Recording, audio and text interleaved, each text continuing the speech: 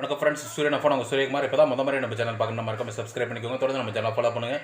மறக்காம பெல் ஐக்கனை கிளிக் பண்ணிக்கோ. அப்போ தான் நான் போட போகிற வீடியோஸ் உங்களுக்கு நோட்டிஃபிகேஷன் வந்துட்டே இருக்கும். இப்போ எதை குறித்து பார்க்க போகிறோம்னா, உயர்கல்வித்துறை வந்து ஒரு கவர்மெண்ட் ஆர்டர் இஷ்யூ பண்ணியிருக்காங்க. அதை பற்றி பார்க்க போகிறோம். அதாவது ஏற்கனவே பார்த்தீங்கன்னா 6 முதல் 8ஆம் வகுப்பு வரை டெட் எக்ஸாம் வந்து பிஇ படித்து பிஎட் படித்து முடிச்சவங்களாம் எழுதலாம்னு சொல்லிட்டு இருந்தது. அதுக்கப்புறமா வந்துட்டு பிடெக் படித்தவங்களும் பிஎட் படிக்கலாம்னு சொல்லி கொண்டு வந்தாங்க.